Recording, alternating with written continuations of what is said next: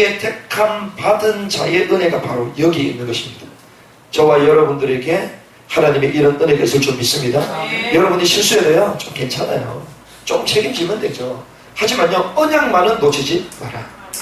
하나님이요 언약 잡은 사람을 통하여 인류 문명사 가운데 언약 계승 시대를 열어가기 때문에 언약의 주인공이기 때문에 하나님은 이 언약 가진 사람을 축복하시는 것이죠.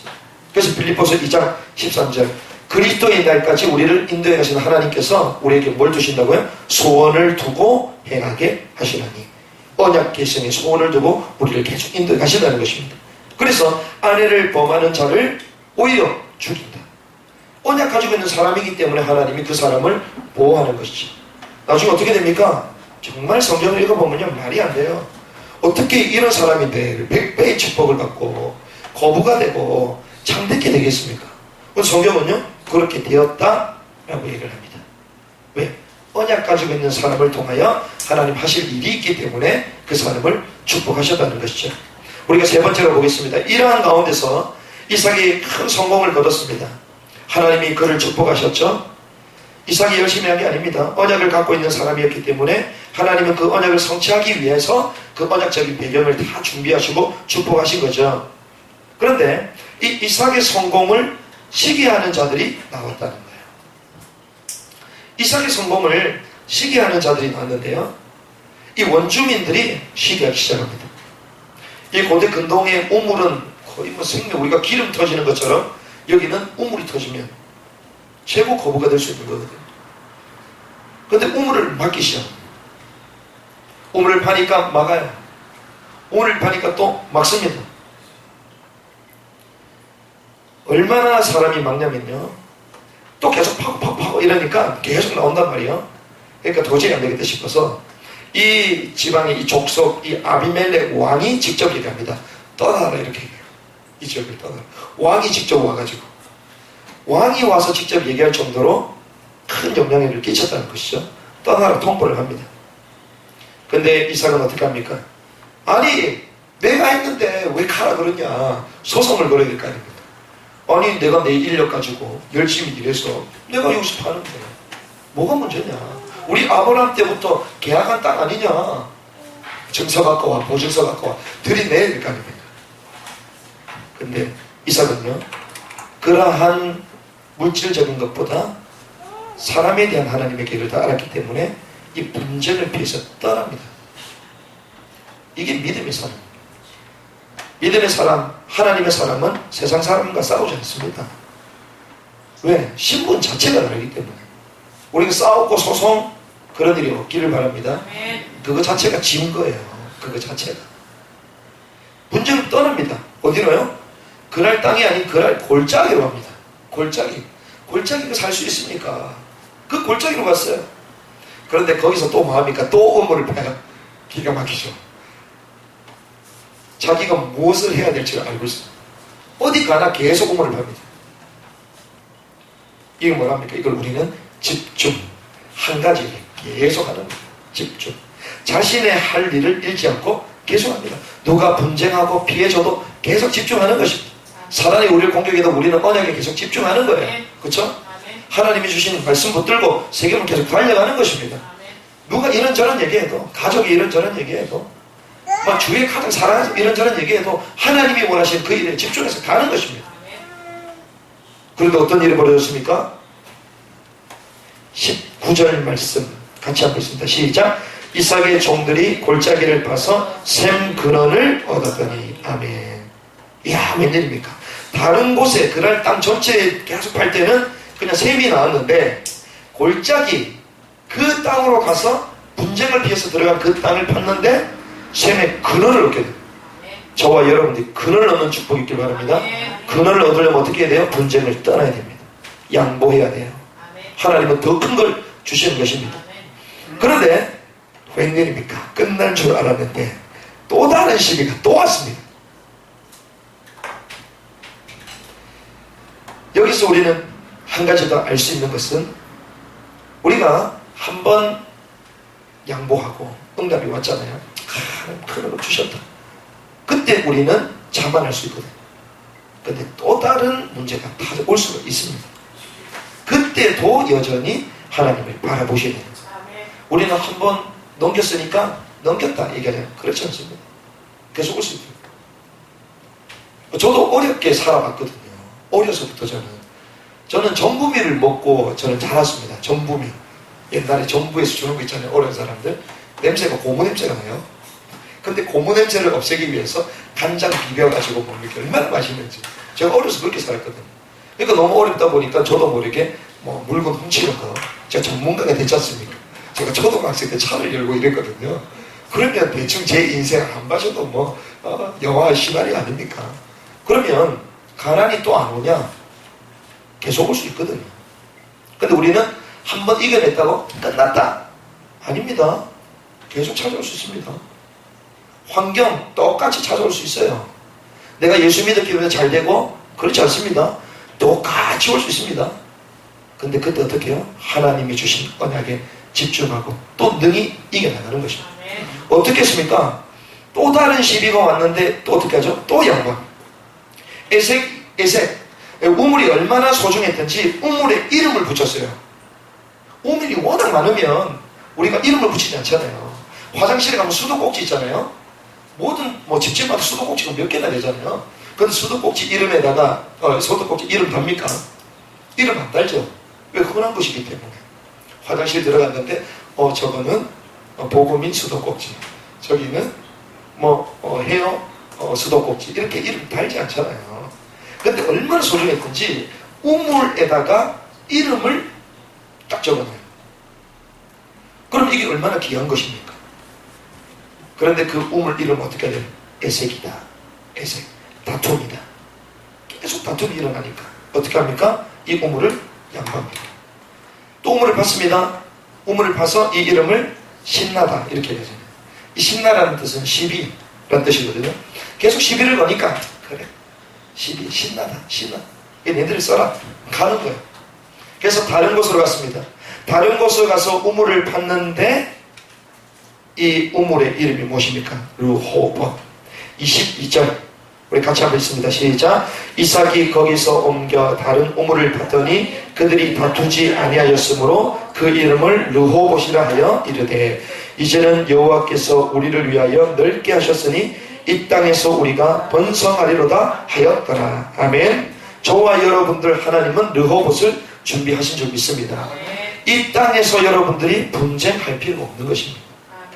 더 큰 게 있기 때문에. 세상에 성공하는 사람들의 특징이 뭔지 아십니까? 남들이 보지 않는 것을 보는 거예요. 남들이 가지 않는 곳을 가는 것입니다. 그래서 많은 사람들은 뭔가 있다라고 보이면 전부 다잖아요. 그래서 망하는 것입니다. 찜질방 유행할 때 전부 다 찜질방 해야 되겠다. 유행할 때는 이미 지난 것입니다. 속으시면 안 됩니다. 유행하고 있다라고 할 때 찜질방 성공하겠다. 이러니까 전부 다 찜질방 하니까 다 무너지잖아요. 사람이 그렇게 되거든요. 하나님은요, 우리에게 레드 오션이 아닌 블루 오션을 준비하셨습니다. 우리는 큰 걸 볼 수 있어요. 저 대양을 볼 수 있어야 되거든요. 근데 우리는 치열한 사람들이 모이는 피 터지는 그 레드 오션 가운데 계속 한다는 거예요. 성공하는 사람들의 마케팅 전략, 블루 오션 전략 하잖아요. 마치 이것입니다. 하나님은요, 영적인 사람에게 이 눈을 띄게 하신다니까요. 복음에 집중하고 다른 것이 의미가 없다라고 정확하게 알고 모든 것을 양보할 수 있는 사람에게 하나님 주시는 것입니다. 사도 바울이 어땠습니까? 자기의 모든 것을 내 선물로 여겼다. 모든 것을 내려놨죠. 근데 무엇을 봤습니까? 저 땅끝을 봤거든요. 이 생명의 복음을 가지고 모든 사람을 살리는 저 열방을 봤거든요. 그러니 하나님은 그에게 모든 물질, 제자, 사람 다 붙여주셨는 거예요. 사도 바울의 그 발걸음을 통하여 서양의 역사가 시작이 되잖아요. 서양의 어마어마한 부와 또 문명의 발전이 일어나잖아요. 이 눈이 우리에게 열려져야 된다는 것입니다. 저와 여러분들이 모든 것을 양보하고 하나님의 계획에 집중하고 있을 때에 르호봇의 응답을 누리는 귀중한 전도자들 되시기를 주님의 축복합니다. 말씀을 정리를 하겠습니다. 특별히 흉년이라는 문제가 왔습니다. 이 흉년이라는 문제가 왔는데 이 흉년이라는 문제는 언약 갱신의 시간표다. 언약 집중의 시간표다. 문제가 왔을 때 문제에 사로잡혀서 애국까지 내려가는 인생이 아니라 하나님께서 말씀하신 그 언약을 붙드는 축복의 시간표다. 우리 인생의 문제와 어려움이 찾아왔을 때 현실에 잡히지 말고 하나님의 언약에 집중하는 복된 시간표로 만드시기 바랍니다. 이게 우리에게 필요한 것입니다. 두 번째는 이삭의 실수, 거짓말은 어떻게 됩니까? 결국 드러난다는 것이죠. 이삭의 실수, 이 거짓말, 은밀하게는 불신앙입니다. 이 이삭의 불신앙은요, 결국 불신자에게 수치를 당하게 되는 것입니다. 불신자에게 수모를 당하는 것이죠. 더 영적으로는요, 전도의 문이 막히는 것입니다. 이 거짓말을 하는 것은 왜 그런 줄 아십니까? 사실은요, 자기 포장하는 것입니다. 거짓말로 자기를 다 포장하는 거거든요. 내 문제가 치유되지 않았기 때문에 숨기려고 하는 것입니다. 그 말은 무슨 말입니까? 내가 아직까지는 살아있다는 거거든. 내가 그리스도 안에 죽어버리면 나라는 게 없을 것인데, 나의 과거, 말하고 싶지 않은 것들 저는 말하고 싶거든요. 왜? 그래야지 주님의 능력이 더 드러나는 것입니다. 그것이 사도 바울이 얘기한 게 아닙니까? 내가 약할 때 강함이 되고, 그렇죠? 내가 자랑할 것이 있는데 약한 것을 자랑한다. 이게 사도 바울이거든요. 마찬가지입니다. 자기를 포장하는 것인데 결국 드러난다. 그런데 언약의 가치를 알면 어떻게 합니까? 당당해질 수 있는 것입니다. 그러면 생각해 보십시오. 자기 인간적인 이 얕은 수로 아내가 너무 이쁘니까 아비멜렉이 이 아내를 보고 반해서 나를 죽일 수 있겠구나. 이게 이삭의 수준이잖아요. 근데 하나님의 수준은 무엇인 줄 아십니까? 내가 감히 저 왕을 만날 수가 없는데 아내가 너무 이쁘니까 왕을 만날 수 있는 기회를 주셨어. 뭐 할 수 있습니까? 전도할 수 있잖아요. 그렇죠? 이게 다르다는 거예요. 하나님이 보는 눈하고 이삭이 생각하는 눈은 다르다는 것입니다. 아비멜렉에게 온전한 복음을 전할 수 있는 찬스를 놓쳐버려요. 그렇죠? 얘기할 수 있을 거 아닙니까? 우리 아버지 때 이 땅에서 하나님이 이런 역사 가운데 하나님은 나를 살리시고 아내를 늦은 나이에 만나게 하셔서 하나님은 이런 축복 가운데 우리를 인도해 오셨다. 여기까지 오게 하셨다. 아비멜렉을 전도할 수 있는 저의 찬스. 이 아비멜렉은 아브라함 때 아비멜렉이 아니거든요. 아마 그 자녀 아니면 그 손자라고 대부분 사람들을 봅니다. 그러면 얘기할 수 있어요. 니네 할아버지를 봐라. 니네 할아버지 아브라함 얘기 안 들어봤냐. 이름에서 복음을 전할 수 있는 거 아닙니까? 저와 여러분들이 대통령 앞에서도 당당하게 복음을 전할 수 있기 바랍니다. 이게 있어야 되는 거예요. 이게 이삭이 이걸 놓쳐버린 거예요. 하나님은 이 아비멜렉을 변화시켜서 그 종족 자체를 복음으로 다 바꿀 수 있는 기회를 주셨는데 자기 얕은 수에 딱 걸려서 축복을 놓쳐버려요.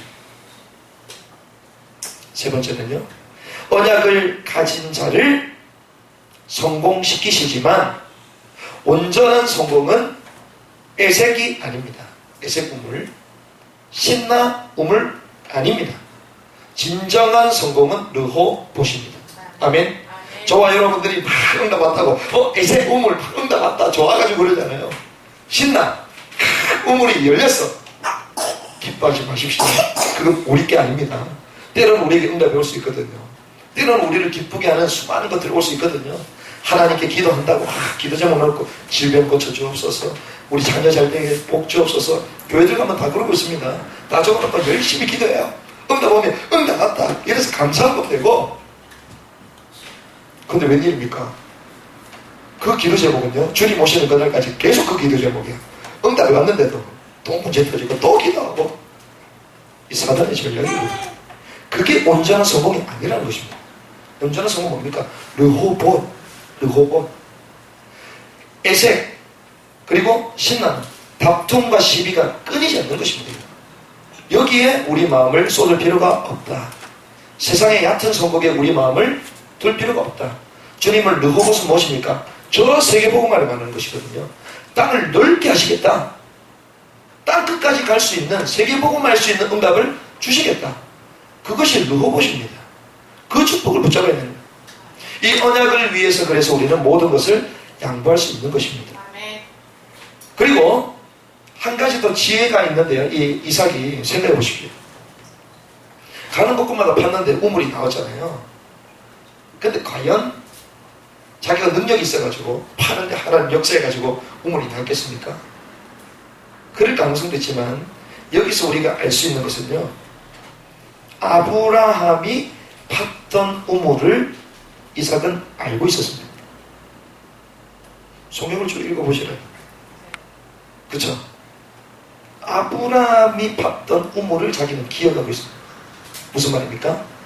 아버지를 통하여, 믿음의 선조를 통하여 그 축복을, 그 언약을 자기가 가슴에 딱 담고 있습니다. 그러니 알고 있었기 때문에 가가지고 다시 파기만 하면 돼요. 덮여서 또 우물. 얼마나 쉽습니까? 그래서 저와 여러분들이 어떻게 합니까? 믿음의 선조들이 달려갔던 그 언약들과 똑같이 가기만 하면 되는 거예요. 얼마나 쉽습니까? 특별히 이 교회가 세워지고 난 이후에 복음인 교회가 이 터 위에 우리가 시작을 하잖아요. 얼마나 감사합니까? 조 목사님과 그 함께 했던 분들과 함께 할 수 있는 게 그 터 속에 우리는 똑같이 가기만 하면 되는 거거든요. 하나님이 역사에 가시는 것입니다. 이것을요, 이삭은 알고 있었다. 선조가 승리한 이 언약의 증거를 미리 가지고 있었다.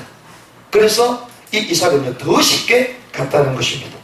이때부터 본격적인 세계복음화 운동이 시작이 되었습니다. 그래서 우리는요, 싸우지 않고 승리하는 르호봇의 축복을 소유한 사람들이다. 오늘 말씀 제목이 무엇입니까? 언약 계승자가 누릴 르호봇의 승리. 그렇습니다. 우리는 언약의 계승자입니다. 하나님께서 4000년 전에 아브라함에게 주셨던 이 언약을 이제는 남아있는 저 땅끝까지 언약을 전달해야 될 언약 계승자입니다. 이제는 이 언약 계승자가 이제는 무엇을 누리면 됩니까? 르호봇의 축복을 누리자. 르호봇의 승리가 이번 한 주간 우리에게 일어날 것이다. 문제가 아닌 하나님의 언약에 집중하고 하나님이 원하시는 그 현장에 달려가고 모든 것을 양보하고 하나님이 원하시는 르호봇을 붙드는 축복의 한 주간이 되시기를 주님의 이름으로 축복합니다.